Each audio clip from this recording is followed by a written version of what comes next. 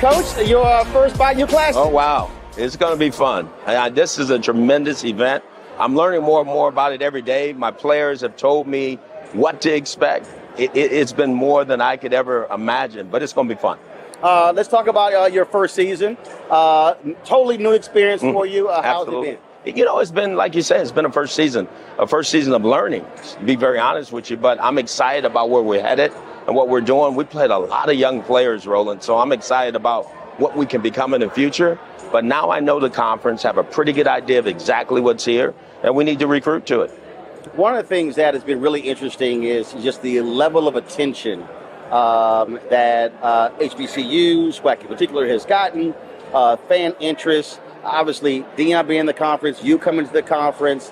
And so talk about that as well, because, you know, the excitement and energy is really important for any program. Oh, absolutely. And let's be very honest, Deion has really opened the door for what he's done in Jackson State. And I commend him. The guy went undefeated, and he's done some tremendous things there. He's really brought the focus back to the HBCUs. Obviously, Eddie George, myself, Coach Simmons, there's a lot of really good coaches in this conference, and we should bring the eyes back here because there's some tremendous football being played. But the thing that I keep telling people that is that on the field is one thing, but at the end of the day, you also got to drive it off the field. And so one thing that you've also done has driven a lot more social engagement with videos and photos as well to highlight the program, because this generation, that's where they're getting their information from. You know, you just said it, Roland, and we have a brand, but we got to continue to build it, you know, and there's no question that G is symbolic across the world, but at the same time, we need to take it to another level, and I think everybody's got to understand that in this day and age of technology and people being able to see exactly what we're trying to do in real time, you should capitalize on that. Resources are also important, so being able to connect with corporations, brands, that's important. The whole NIL thing as well. And so talk about that, what you've been able to also impress upon the university as taking that brand and really saying, okay, we have to actually monetize it and leverage it as best as we can. You said it, Roland, we have to. And we got to do a better job of doing that, just being very honest with you everywhere, because I don't think we're really getting the best bang for our buck.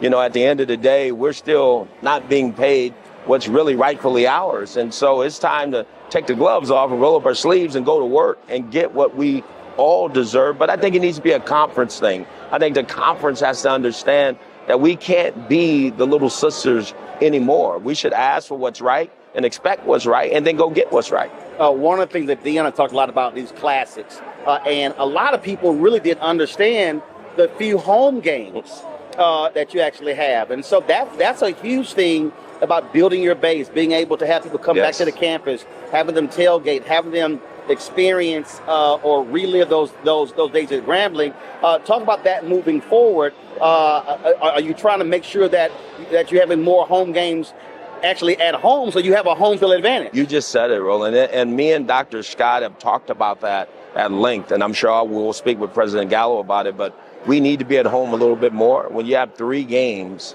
at home, but our first 6 were on the road. I mean, I've never heard of that. But at the same time, that's the schedule that was there.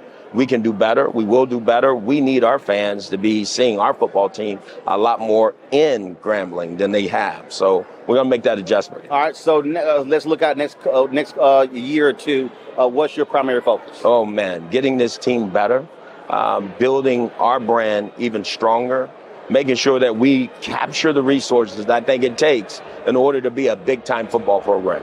All right, Coach, always good to see you. I appreciate it. Thank you. Good luck. Thank you so much. Thank you.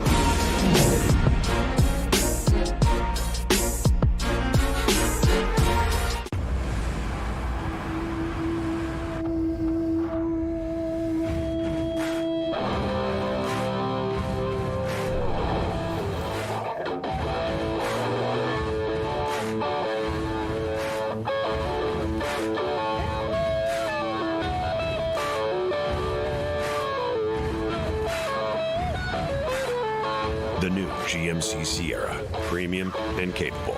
That's professional grade.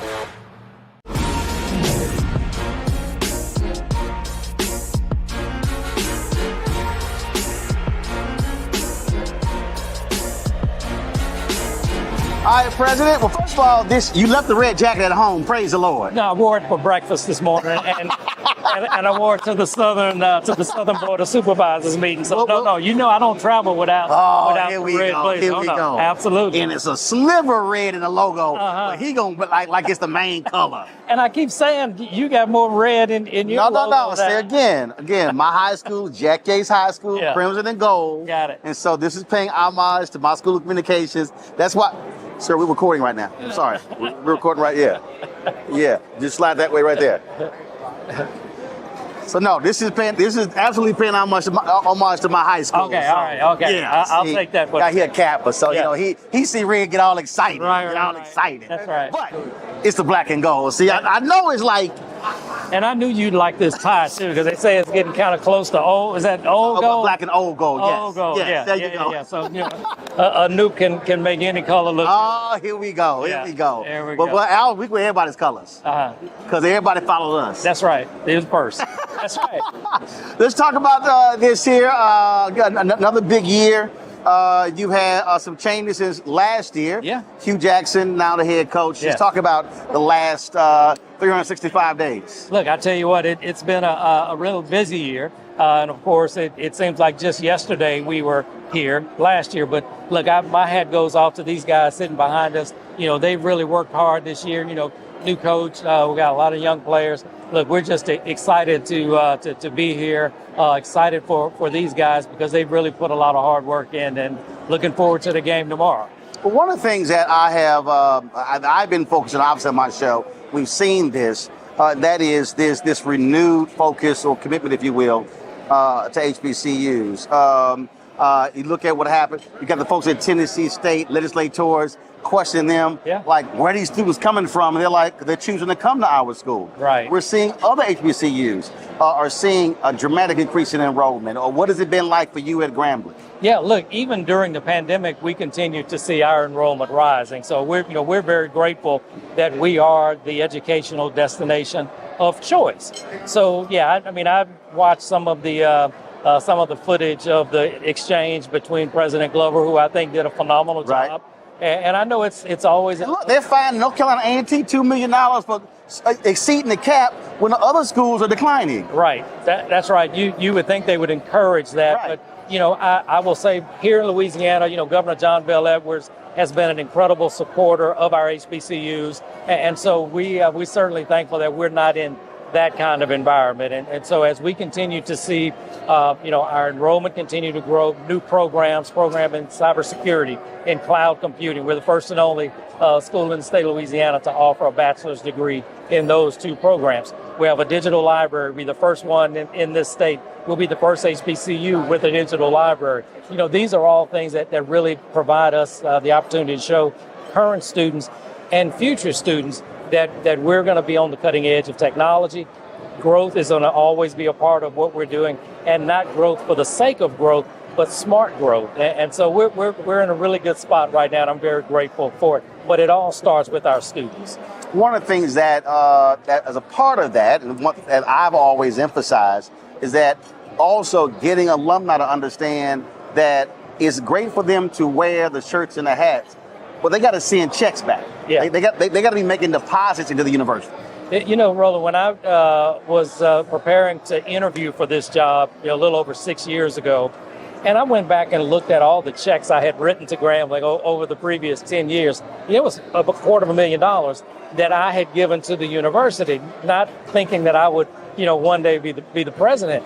And so when I was appointed, I presented a $20,000 check to our foundation, because my message to the alums was, I won't ask you to do anything that I'm not willing to do first myself, and so lead by example. So, my wife and I continue to give to the university, and look, all we can do is try and encourage.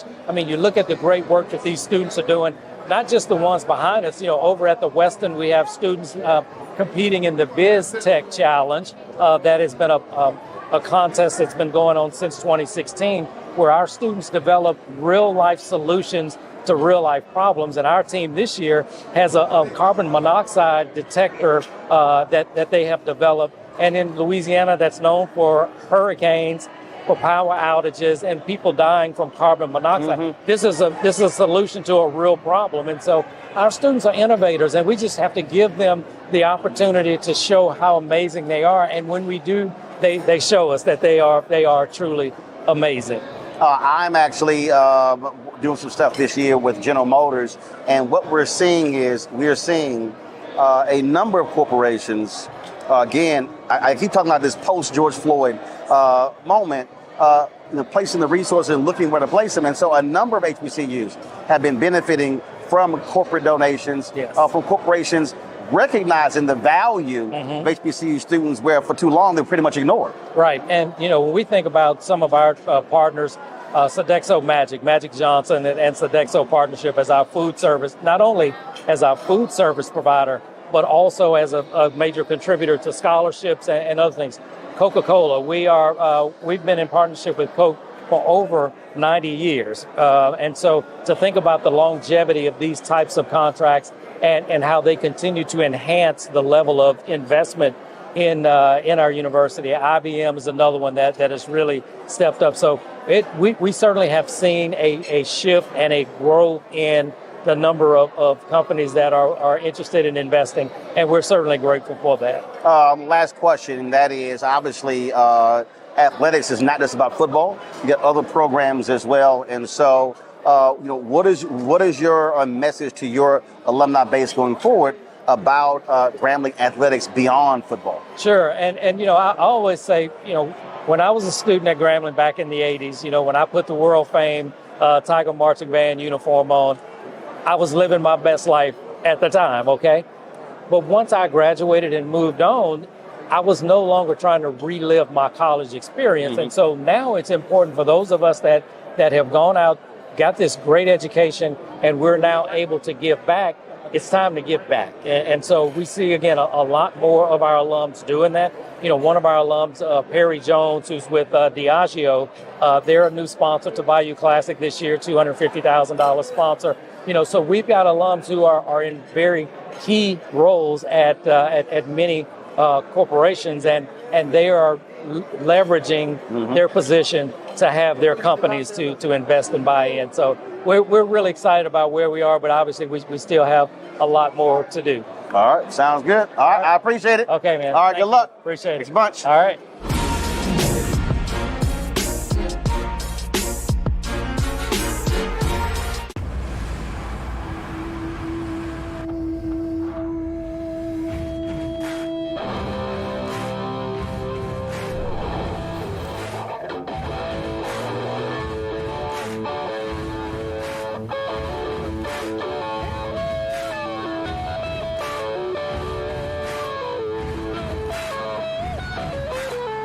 The new GMC Sierra, premium and capable.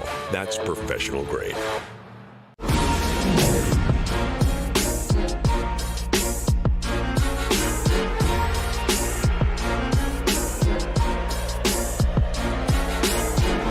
This is a new thing for you. Yeah. This experience. Talk about it. Well, first of all, New Orleans is one of my favorite cities, even before I came to Louisiana. But the passion of these two fan bases and the party they want to have here is pretty incredible. Absolutely. Of course, when it comes to classes, the granddaddy of them all. And walk through the last year has been for you leading the university. And then now, of course, culminating end of the year with this. So I took on the role as president of the system and chancellor of the campus in July. So it hasn't even been a year. There you go. Okay. So the first few months is just learning and walking around, meeting people, figuring out the stuff that's important to learn and connecting with the culture of the institution. And then, over the next few months, trying to put a plan together that moves the institution forward. And on that particular point, what we are seeing is a lot of attention, a lot of focus, obviously, on HBCUs from philanthropic organizations, from corporate organizations as well. But what is your message to Southern about how they have to be operating moving forward? Because there are a lot of places that say, hey, this is the Southern way, this is the Grambling way. But is also a new way to operate towards moving in the future. Well, you have to be realistic. I mean, you can't throw off the culture and act like it's irrelevant. Right. At the same time, I'm going to sort of say, what are the challenges that are in front of us? A lot of it's revenue streams. Yep. Okay. And so we have to be attentive to diversifying our revenue stream. Now, the good news, as you've mentioned, is that we're at an inflection point where there probably hasn't been as much interest at the federal level and in business and industry in supporting HBCUs. So we got to get in front of them and execute. I mean, we just had a board meeting this morning, and I think we announced almost $3.5 million worth of gifts to the various campuses in our system. Mm-hmm. We need to double that annually.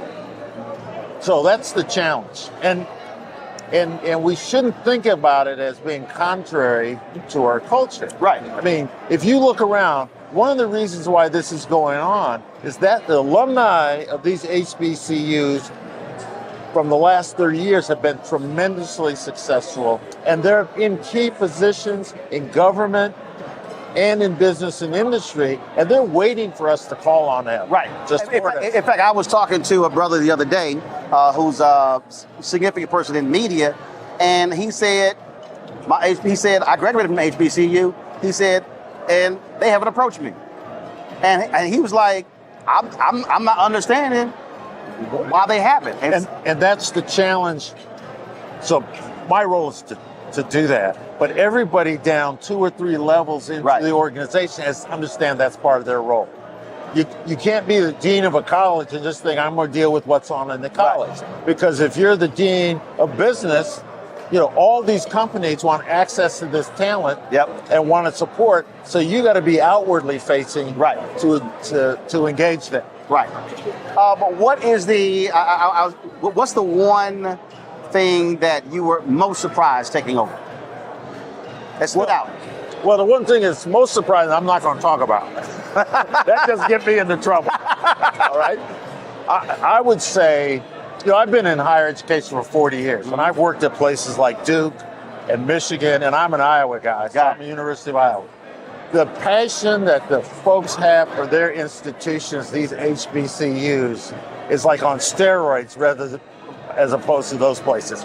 And I think I kind of expected that, but until you sort of are immersed in it, you don't realize what that's like. So that's probably been the biggest surprise. One of the things that conversations that I've had with a lot of different people is that when you talk about how do you now redefine and change the focus. Oftentimes when you see these stories being done, when you see the focus being done, in really mainstream media, so much of the attention is on bands, is on Greek life, and others say, well, that's not solely what the universities are all about. And so part of it also is, when you talk about establishing what the brand is saying it goes beyond just those 2 facets. Those are important, but that's not what the institution is solely made of.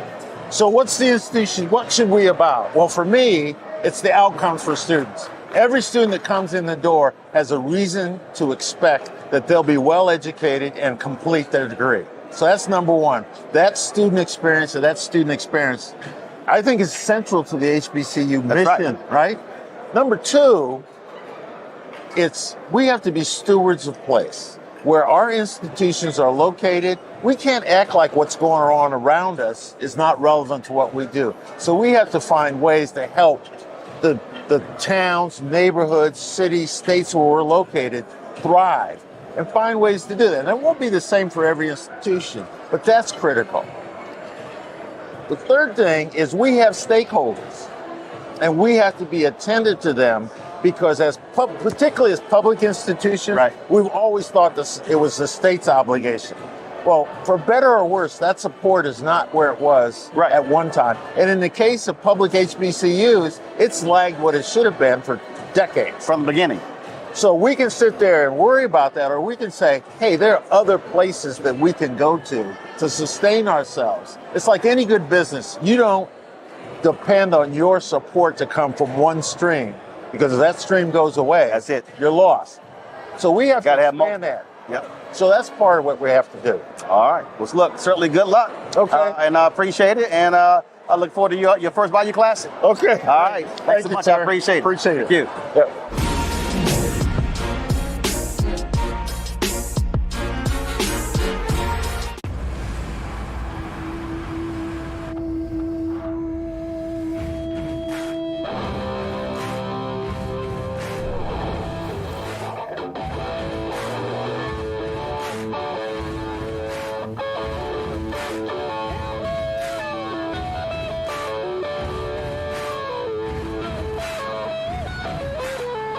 The new GMC Sierra, premium and capable. That's professional grade. All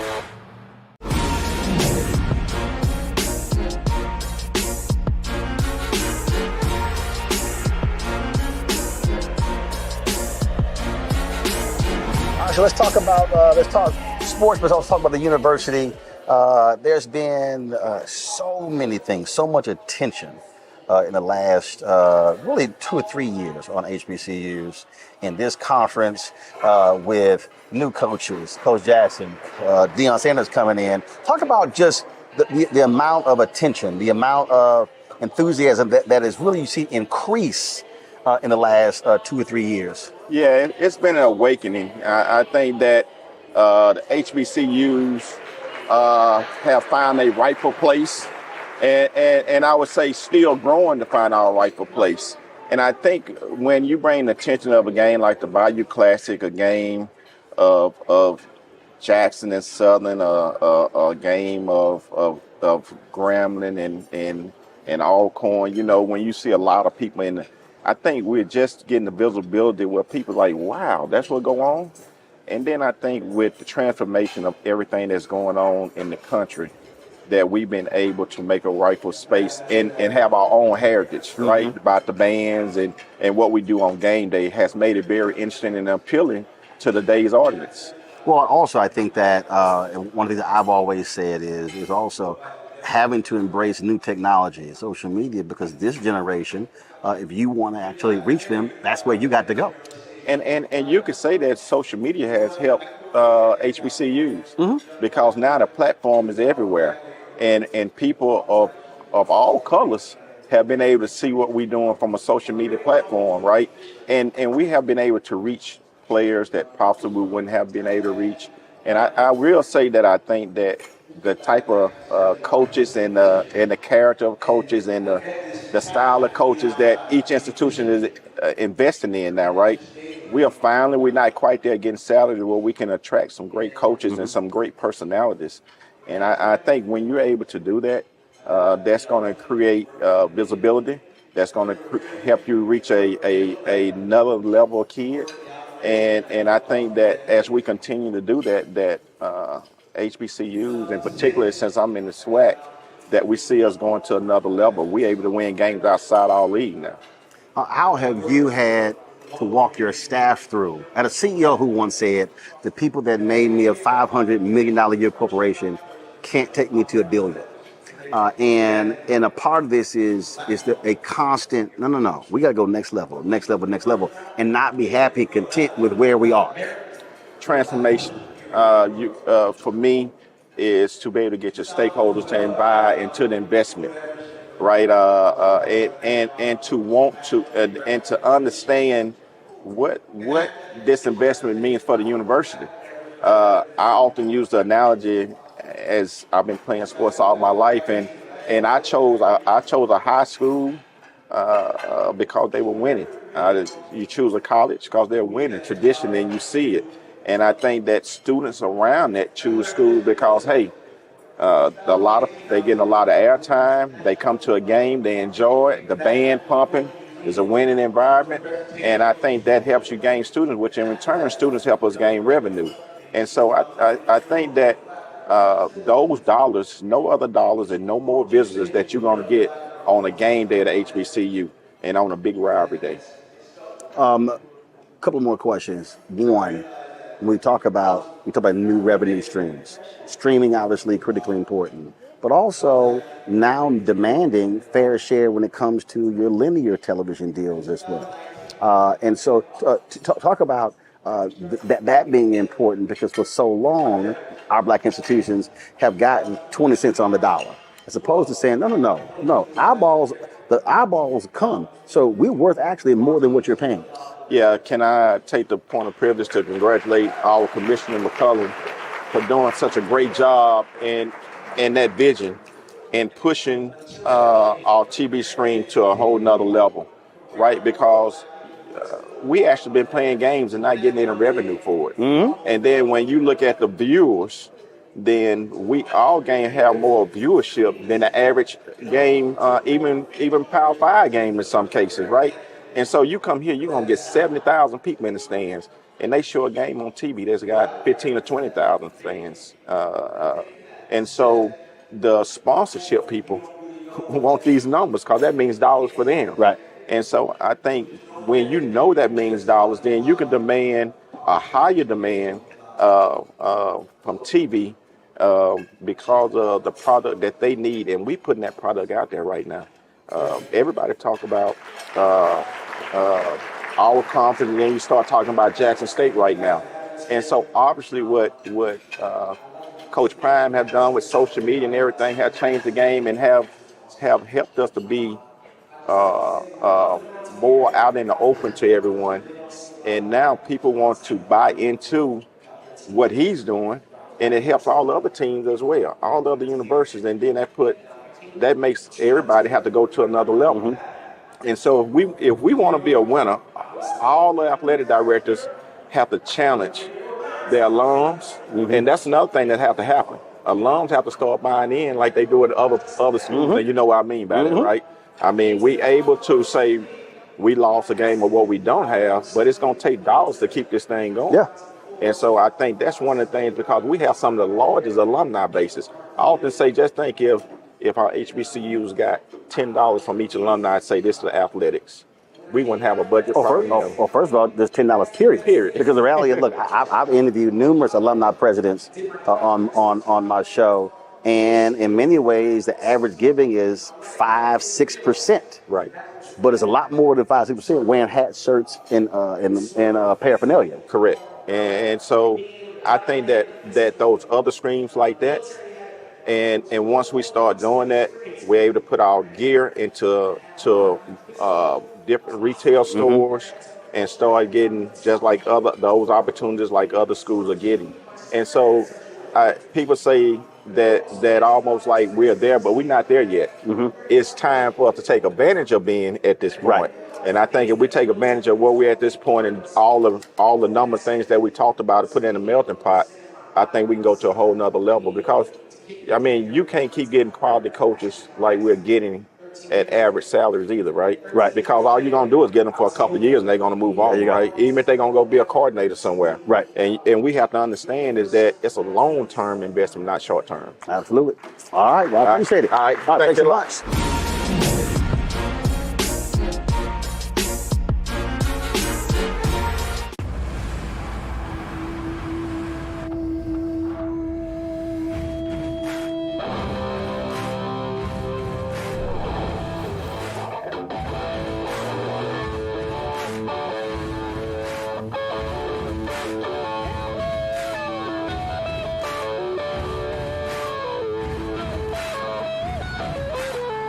The new GMC Sierra, premium and capable. That's professional grade. All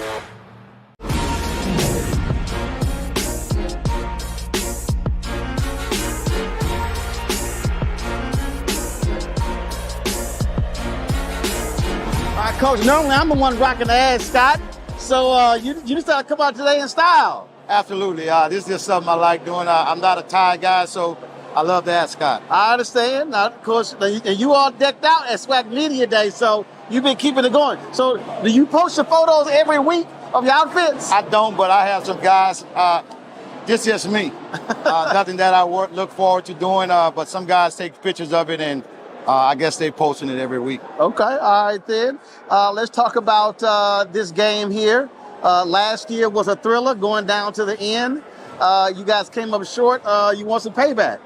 Well, unfortunately, I wasn't here, but I'm here now, and I'm the leader of the Jaguars, and I understand the magnitude of this game because I, too, played in this game at Grambling State under legendary Eddie Robinson, and then I had the opportunity my first 14 years to coach under Pete Richardson at Southern University. So I understand this magnitude of this game right here, and I look forward to it. Of course, just a few moments ago, you had your team with their chant, and Grambling came back. So a lot of energy in this room. Absolutely. You know, Bayou Classic bring a lot of excitement. You got guys that live in the same household on different sides of the team. You got family members. So, I mean, you got husband and wife. So I do understand this here. Absolutely. Talk about how this season has gone for your team in your first year. You know, not all together like I wanted to, because I look for a lot of consistency. But I thought, you know, the team pulled it together when needed to be pulled together. But still some things we got to work on. I always like to tell the guys we got to scratch where it is at. And what I mean by that, we got to correct those things to make us a better football team. But the guys work hard and understand what we're looking for. Just share your thoughts on how things have gone with the amount of attention that is now being put on HBCUs. A lot more discussion, a lot more excitement. Obviously, the attention that Deion Sanders has brought to the conference as well. But just overall, when you look on social media, when you look at people just really talking about not the halftime performance, but the actual football performance. Absolutely. You know, I love it. This is what I pray for. I'll say that. The reason why I say that, because I've been in this conference a long time, close to 30 years, 30 plus years to be exact. But I had opportunity to go to other places, to FBS schools. I chose not to because I saw this vision coming a long time ago, and I wanted to be a part of it. And when you talk about that vision, where do you want it to be?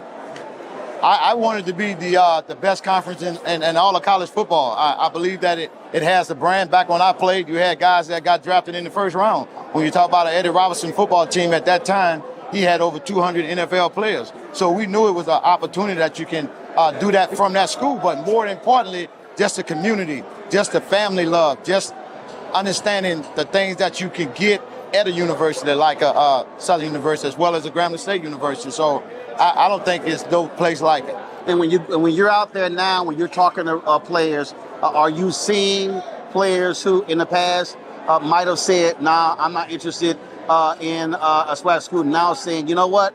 I absolutely I want to consider and going to a Southern or one of the or HBCU." You know, the attention is great, but I have to say this here. Even back when I first started in the 90s, they had guys like that. I know taking guys from some major institutions that wanted to come, the publicity wasn't there. The coverage wasn't there. Right. So, of course, you didn't know of that taking place. But when you talk about a Pete Richardson football team, he has some football players. Going forward, and that is obviously you're coaching for Southern, your first Bayou Classic. What do you want these players, when their playing days are over, you played in it, what do you want them to remember about this game and putting on that blue and gold? That it was special. Not many institutions of this magnitude get an opportunity to play on national television in a spotlight time like this here. So not only is it an interview for you to go to the next level, it's an interview in the job marketing, because, you know, so many individuals watch this here. I told them about the story of Sam George, who's our starting quarterback. By playing in the Bayou Classic, Jamie Foxx contacted one of our assistant coaches. There you have it. He played in that movie. There you go. All right then. All right. Coach, good luck. Appreciate it.